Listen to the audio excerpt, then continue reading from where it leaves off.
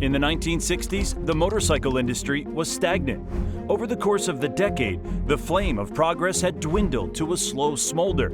The scene was dominated by imbalanced bikes, excelling in one field but lacking in another, and all with hefty price tags to boot. The industry was poised for a revolution, overdue for something groundbreaking to hit the scene. And in 1969, that something came out swinging. In Las Vegas, USA, the Japanese giant Honda held its first ever U.S. dealer meeting, gathering the best motorcycles from across North America. It was at this event that the world bore witness to a historic moment, the birth of the Superbike, a motorcycle unparalleled by any other currently on the market, big enough to draw the Western eye, fast enough to rival even the top racing bikes on the scene, and with reliability unmatched by anything at the time, past or present. The term wasn't just some marketing gimmick, it truly was the first ever Superbike. We're talking, of course, about the Honda CB750. Now, to truly understand the significance of the Honda CB750 and how it impacted the motorcycle industry not only at that moment, but for generations to come, you've got to understand the state that the industry itself was in at the time of its release. By the late 60s, the industry had spent almost a decade spinning its wheels. The state of the market was lackluster, with the motorcycles currently available providing no real improvement over those released a good 10 years prior. Some were fast but unimposing, others were strong but slow, and even the fastest of the time were essentially just twin cylinders with excessive torque that, again, had seen little to no advancement compared to those preceding them by nearly a decade. If there was ever a time for a trend-setting new superstar to hit the scene, this was it. And thankfully, an idea was cooking in the Far East that would eventually bring such a trendsetter to life. While Triumph, Harley, and Norton sat cozily on top, their worldwide demand unwavering, Honda, who found itself constrained to mostly Eastern markets, was preparing something historic. Despite already being the biggest motorcycle manufacturer in the world, Honda's sales weren't maximized, with its presence in Western markets leaving potential on the table, to the point that it saw a dip in its sales, particularly in the USA come 1966. Not ones to grow complacent on the throne, Honda soon got to work putting together the vehicle that would get them back on track.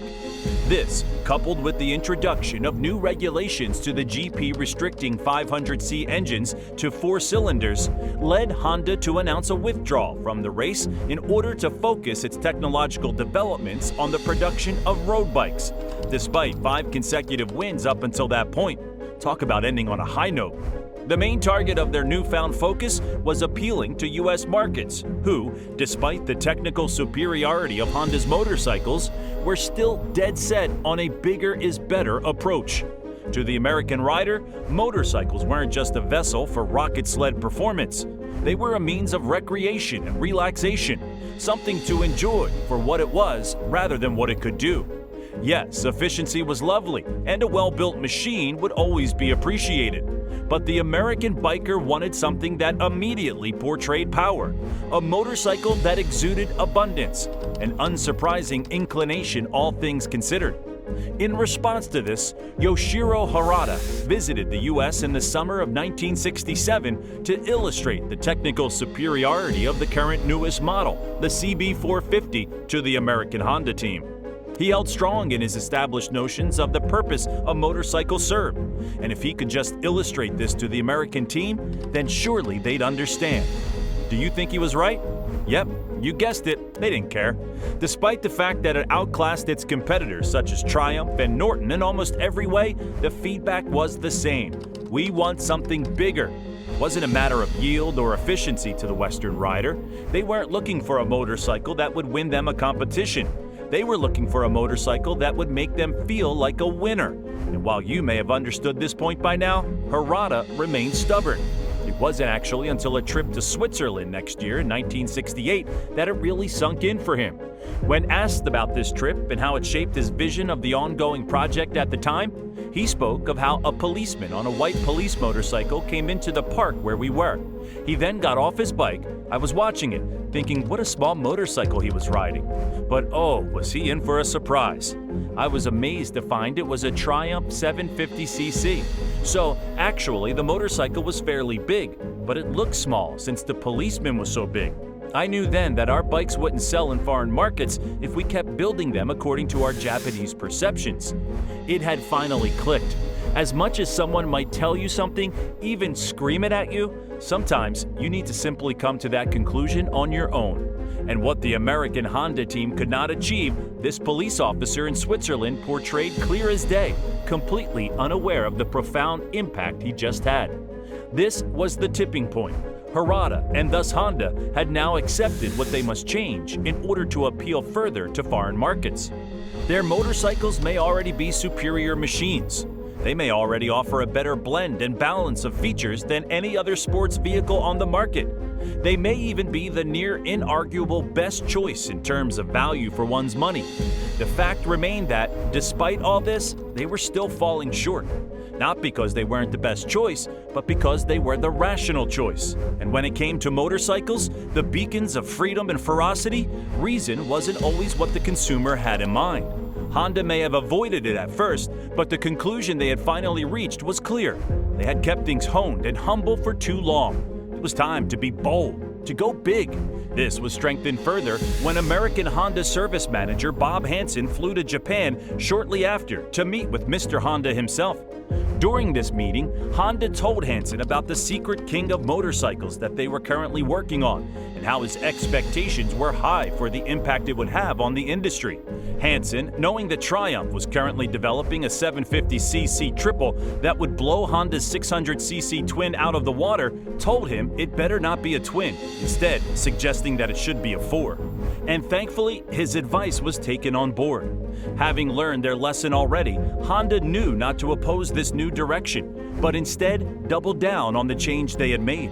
By the Tokyo show towards the end of that year, Honda had cooked up something special. Honda had assembled a team of 20 specialists who together built a beauty of a machine. This was a motorcycle that was more than just the sum of its parts. Boasting a 750cc engine boasting 67 horsepower, providing performance and reliability that would rival BMW, Harley, and Triumph, all within a 4-cylinder motor, 4-exhaust layout that would maintain the association to Honda's notorious Grand Prix machines. The performance that the Superbike brought to the table didn't stop there, though. Honda had come to appreciate the fact that drivability isn't so much dictated by just how fast you can go, but rather how fast you can stop. They made a statement of this belief by incorporating new disc brakes rather than the usual front drum brakes, bringing over an element from current top-end racing bikes to the reach of the average consumer. And to top it all off, it incorporated flashy novelties such as dual mirrors, flashing turn signals, easily maintained valves, a kill switch, and last but not least, an electric starter. All of this came together to smash the clear goal that Honda had set for itself. They didn't just want to build an exemplary bike, they wanted to build something that would maintain said superior output while also being able to offer safety and comfort through high-speed, long-range touring. A motorcycle you could race down streets on at breakneck speeds, yet also take on a road trip across the country, making the rider feel like a cowboy while also providing unparalleled convenience. Nothing sacrificed, no compromise in one field to prop up another. It would have it all, and it would do so with elegance. This kind of well-rounded package was an absolute first and set a new standard for sophistication that would change the industry forever. There was no doubt to be had. This motorcycle would be a game changer. The Superbike was ready to hit the scene. And while it did indeed draw clamorous praise that year in Tokyo and awe-struck glances at a few private events that followed, it was the following January at Honda's first U.S. dealer meeting held in Vegas, USA, that its impact would truly be felt. They had arrived in the land of their target audience, and they dressed to impress. 4 models of the CB750 were presented that day in red, blue, green, and gold, respectively. If I were to tell you that they were all well received, it would be a massive understatement. This bike took the scene by storm. Onlookers huddled around its stand, already excitedly undressing it with their eyes while awaiting its presentation. Their excitement only grew, though, once Harada stepped up to steal the show.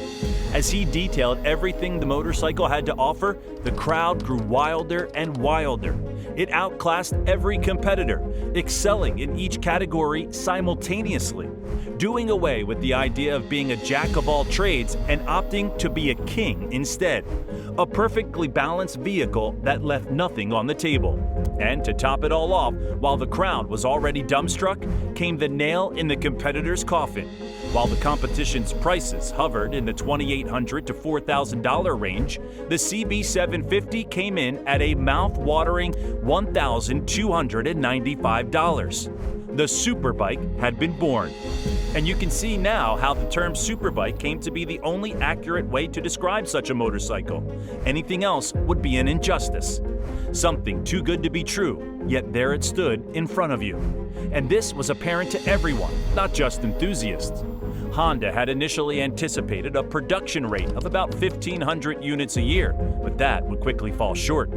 After the absolute barrage of orders following the U.S. meeting, this rate was almost immediately kicked up to 1,500 a month. And when that still didn't do it, up it went again to 3,000, 24 times the demand they originally anticipated. Safe to say, the CB750 was an astounding success. It became so popular that the models built through the original method before production was ramped up became highly sought-after collector's items due to their unique quirks.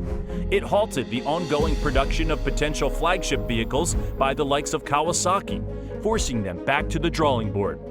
It even knocked competitors like Triumph off their pedestal to an extent that they've yet to recover from even today, forever changing the British biking industry after their following unveiling in Brighton. An unveiling that would lead the Earl of Denbigh to purchase the golden model of the original 4 from the Vegas event for a staggering £161,000, £3.39 million adjusted for inflation, making it the most expensive Japanese production bike ever. And if all of that wasn't enough, it even laid the foundation for the CR750, a racing derivative of the original, reworked and reborn for the track, which secured victory after victory to no one's surprise. This wasn't just a momentary flash, it was the kindling of the fire of its legacy. From being included in the AMA Motorcycle Hall of Fame to being named in the Discovery Channel's Greatest Motorbikes Ever, and even finding itself permanently on display in the UK National Motor Museum. The authorities on the matter clearly agree. The CB750 is a timeless classic. The CB750 hasn't earned the title of Superbike, it has defined it.